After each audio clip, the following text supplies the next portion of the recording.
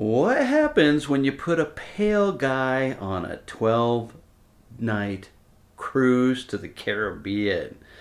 You get sunburns, sketchy tour guides, rum shots that could knock out a horse, and somehow one of the best vacations of your life. Watch this.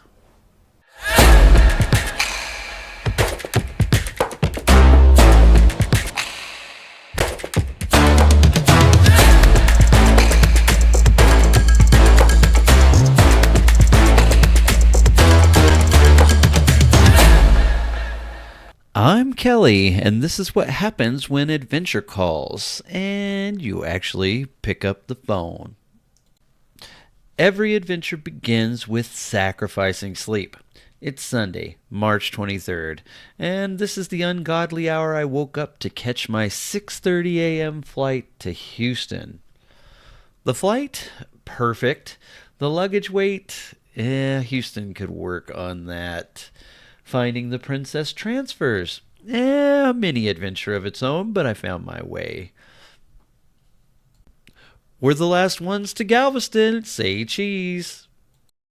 It's gonna be a fun trip. Ready to go. Crossing the street. Heading to my room. I'm in the green lane trying to go through.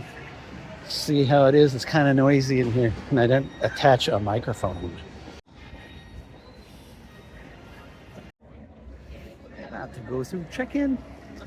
Gonna have a good time.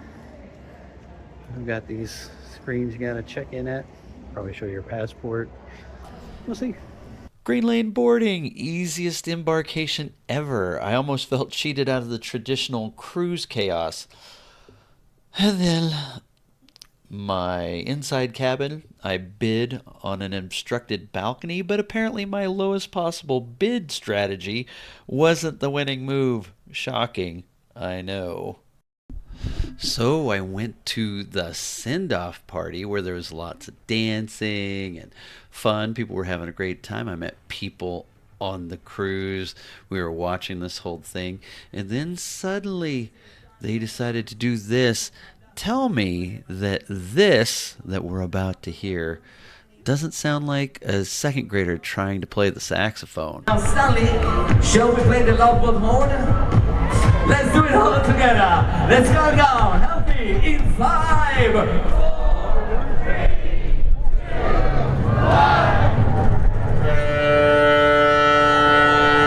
2, 1.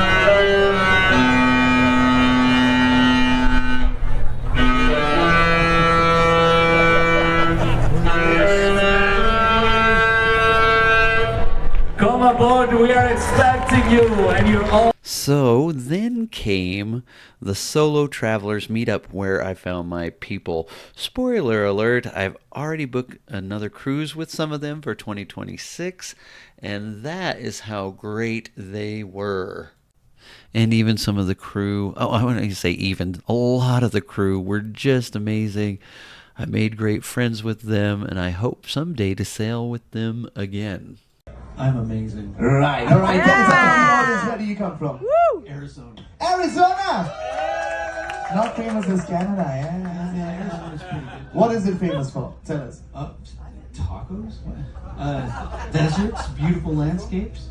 You're selling it really well. Okay, all right, good. Kelly, you're singing number 4. What song are you going to sing for us tonight? I'm singing Every Rose Has Its Thorn. Wow. Right. Ready for it? Yes, let's hear it up, everybody, for singer number 4, Kelly.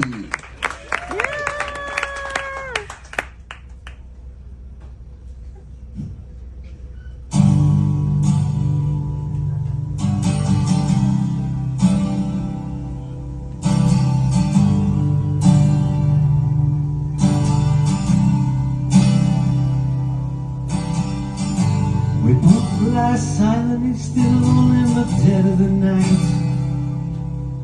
Although we both lie close together, every rose has its thorn, just like every night has its dawn.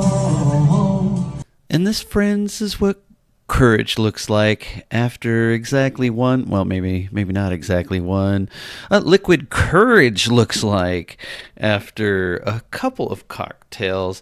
And I did have a good time, and I enjoyed singing it, but I can't play it for you all the way because there's something called copyright laws. I figured 10 seconds was probably about right. Anyway, yeah, there I am air guitaring. Yes, I'm telling you, I never air guitared before in my life. Okay, that's a lie too. I gotta quit this. I must have gotten my don't speak the truth serum.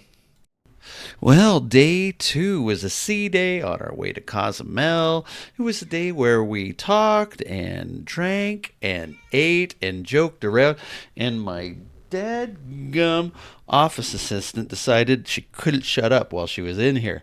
Yeah, that's the kind of fun I'm having today.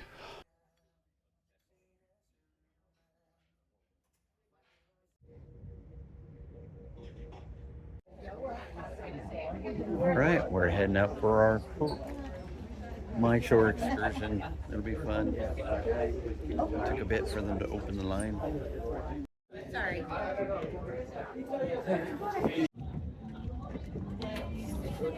Thank you. Good morning. All right, got off the boat. We're next to the Carnival Legends. And going into town, I've got an excursion here in a few minutes.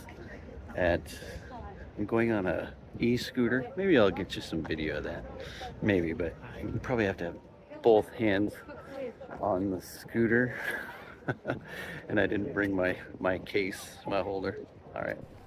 Ah, Cozumel, where tourist dollars come to die without improving the infrastructure. Nothing says luxury like being picked up at the 7-Eleven for your e-scooter excursion. And then there was the surprise $20 fee that we had to pay at the office for the glass bottom boat tour. Yeah, it was there in the fine print. Make sure you read it so you don't get scammed before you go. Although I don't think it was advertised in the brochure, but whatever. And then we went to a tequila lecture, educational and delicious. But then tequila, and then we ride the scooters again. Somebody didn't think this through. Then we got on a glass bottom boat tour, which was actually pretty cool. The entire boat was see-through. I did skip the snorkeling. I didn't really feel like getting in, and I had paid money to do it, but I skipped it. And when we got done, our guide apparently decided to extend his lunch break by 30 minutes. We had to call them, and then they drove us back to the ship instead of getting us our beach tour at the end, or beach time at the end. Yeah. Let's just head back to the ship. Cozumel tour guide 0, Kelly's patience 0.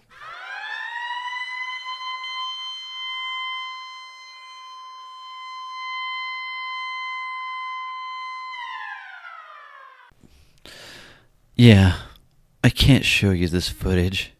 It's too disturbing, but let it be known that Kelly, your travel hero, got sunburned during the great Geriatric Sunning Event on the Regal Princess of March of 2025. 30 seconds. That's all it took. I'm basically a vampire with worse fashion sense. What you are seeing now is called silent disco. Everybody's dancing to a different Princess Cruises specialty that changed my life. Oh. From the outside, complete madness. A room full of people dancing to absolutely nothing. But put these magical headphones on and suddenly you're in dance heaven. Yes, it's 1 part ridiculous, 2 parts amazing, and 3 parts pure fun. Math doesn't lie, folks. Aruba, where I fell in love with an ostrich named Oscar. Our romance was brief, but meaningful. And then the famous natural bridge. It collapsed 2 decades ago, but let's visit it anyway. Tourism. That is a small bridge that's still standing. This little guy's still hanging in there. And then another day, another rock formation to conquer. Not suitable for mobility issues, perfect for adventure seekers. And then the California Lighthouse. Climbable for $5. Note to self, carry cash next time. And oh, check this out. Cactus fences to keep out wild donkeys. Desert island ingenuity at its finest. Willemstad, Curacao, where every building is Instagram worthy without filters, although I might have added some. A special shout out to Miriam from Canada, my photo adventure buddy extraordinaire. And shopping inside castle walls, because why build a mall when you have a perfectly good medieval infrastructure? And I took an attempt at artistic bridge photography. Turns out moving bridges don't cooperate with long exposures. Who knew? But I did get these stunning ship shots worth every minute of standing in the dark. Antigua bought us this. Oh, why did I say it that way? It's Antigua. Brought us this historic house tour. And this absolutely riveting pineapple farm. Though I did get these oddly compelling tractor photos, future album cover perhaps, but it did rain in biblical proportions. Thankfully, I was undercover eating the most incredible food, and just like that, the rain vanished and perfect beach photos.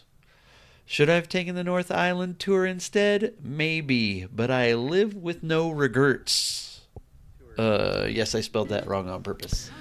Tortola, the most beautiful island of the trip, hands down. Even with the rain, every view was postcard worthy. Cane Garden Bay Beach was paradise incarnate, and an hour wasn't nearly long enough. 5 rum shots for $1. The deal of the century that I heroically declined. You're welcome, future self. And then the long drive back was a gift. Tortola's beauty and its wonderful people made this my favorite port. The Solo Travelers group. These people, they weren't just cruise mates. They became friends who made every moment brighter. And my 7th grandchild was born while I was on this cruise, and these wonderful people celebrated with me like family. Now we're planning future adventures together. That's the magic of cruising. The places are wonderful, but the people are what make it unforgettable. All right. Speaking of adventures, I should stand back here. It's a little too close. A little farther away. A little too close. Okay. All right. Let's get this right. Speaking of adventures, I organize group trips every year through my company, Nerdgasmic Adventures. Ironically, the same name as this channel. Usually 10 to 14 days, typically in Europe, except last year it was Japan, which was a lot of fun. This May, we're off to Greece and Croatia for about 2 weeks. I'm going to be actually spending some time in Austria. That'll be fun. But in 2026, we'll journey from Budapest to Vienna to Prague by train.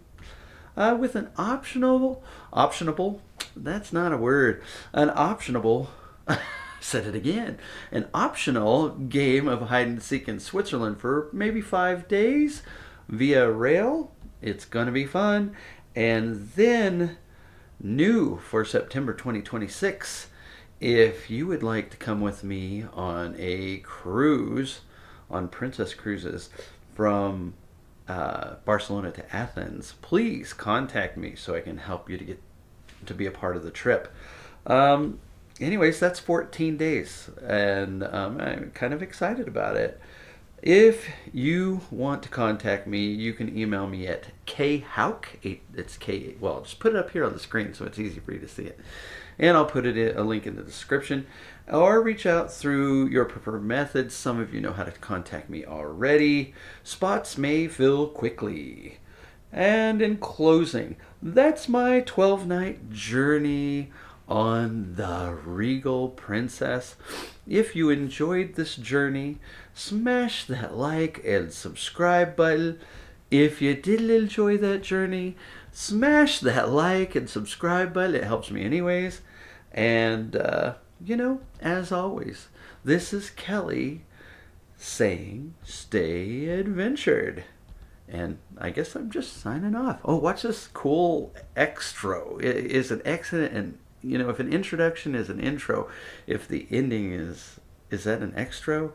I don't know. I'm trying to figure it out. All right, talk to you later. Bye-bye.